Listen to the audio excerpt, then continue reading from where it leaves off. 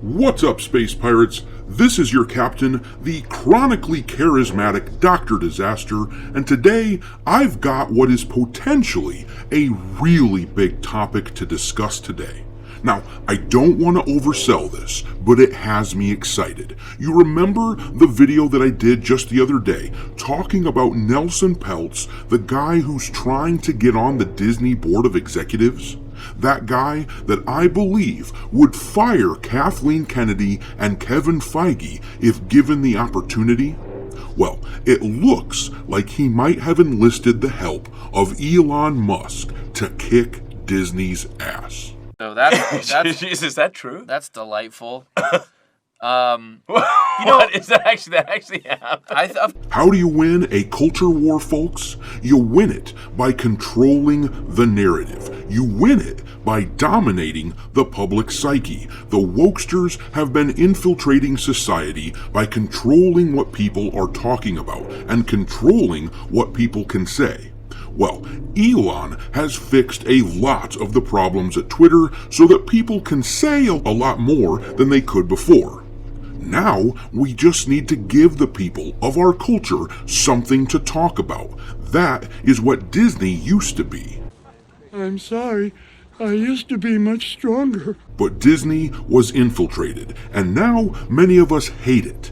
In this video, we are going to discuss the implications behind the news that Elon Musk and Nelson Peltz were seen hanging out together this past weekend and what it might mean for our efforts to win the culture war. Things are getting spicy, folks. Hold on to your butts.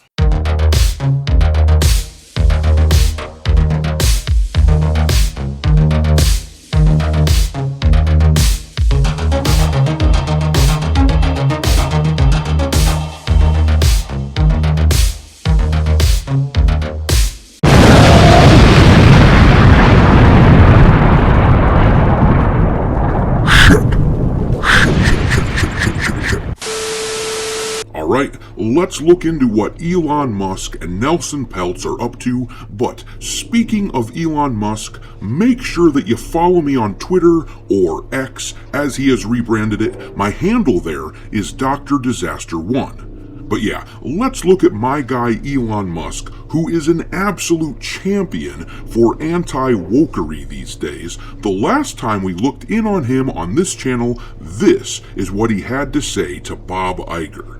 What was that trip like? And obviously, you know that there's a public perception that, and you're clarifying this now, but there's a public perception that that was part of a apology tour, if you will. That this had been said online. There was all of the criticism. There was advertisers leaving. We talked to Bob Iger today. I hope they stop. You hope? Don't advertise. You don't want them to advertise? No. What do you mean? If somebody's going to try to blackmail me with advertising, blackmail me with money, go f*** yourself. But go f*** yourself. Is that clear? I hope it is. Hey, Bob, if you're in the audience. Yeah, there's no love lost between Elon Musk and Bob Iger, not after Bob Iger and Disney colluded with several other large companies to attempt to kill X by pulling ads off the platform for an absolutely bullshit reason. But I won't get into all that right now. Suffice to say, they don't care for each other. But this past weekend, Elon Musk and Nelson Peltz were seen hanging out together at the premiere of the movie Lola in Los Angeles. This is their picture, looking very buddy-buddy.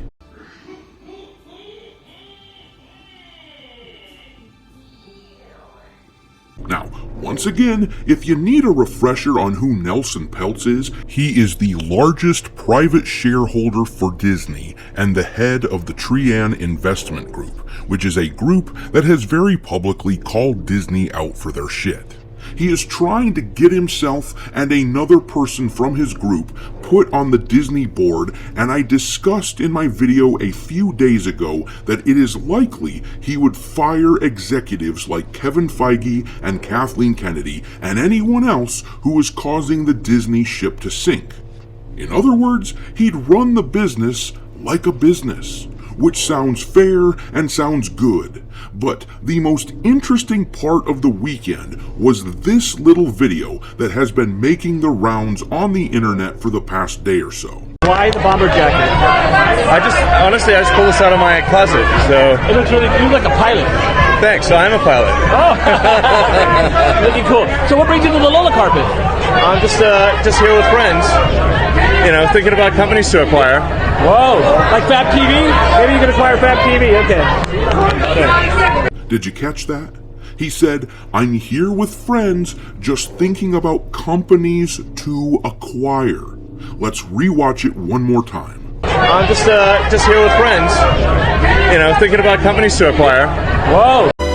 Dear God, it's beautiful. Now, of course, it is possible that Elon here is full of shit, or that he doesn't mean Disney, he means maybe some other company, but Elon isn't the kind of man who says things for no reason. He is very purposeful with his language, very genuine. Whether you love him or hate him, he speaks his mind and he doesn't BS people. And the timing of this is very interesting, considering that this post here happened on Twitter just last week.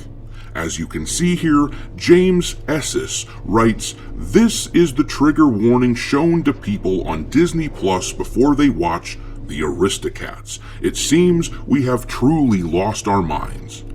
And if we zoom in on that picture that this guy posted, it says, "This program includes negative depictions and or mistreatments of people or cultures. These stereotypes were wrong then and are wrong now. Rather than remove this content, we want to acknowledge its harmful impact, learn from it, and spark conversation to create a more inclusive future together."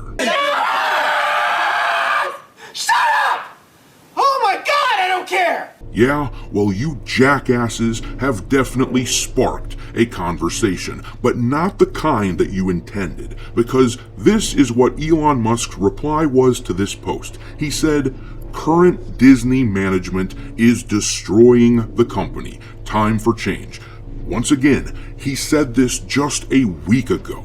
He has been in a very public feud with Bob Iger for the last few months. Last week, he said that on Twitter. He was talking about how Disney's current management is terrible, and now this happens. He is seen with Nelson Peltz, and he is talking about buying companies, joking about it, having fun with it, as Elon Musk does. Frankly, this sort of thing reminds me of several years ago when The Last Jedi came out. I wasn't particularly anti-woke or anti-anything. I was a fairly non-political person. I was just a Star Wars fan. I knew I didn't like Ghostbusters 2016 and a few of the other films that had come out recently, but I never dreamt they would do to Star Wars what they did with that film. And what they did was activate me. Their political shit that they shoved into my face is meant to socially engineer and activate the population onto their side, but it did the opposite with me and many people like me. Now, I'm a very political animal, but I'm not on their side. I'm on the opposite side. They've driven me into the arms of their enemies, and it seems that that is what has happened with Elon here. You can only shit on the populace at large for so long before you drive people away from you. They divided the Star Wars fan base. They are dividing the public at large. They have driven Elon away from them. Well, it looks like Disney's woke, stupid shit is going to come back and bite them in the ass. Elon hates them now, and he's fighting against them. And here we are, right before the Disney earnings call, and Elon is palling around with Nelson Peltz. Here we have the two most prominent anti-Disney voices seen together in public, and Elon is talking about buying up a company or two.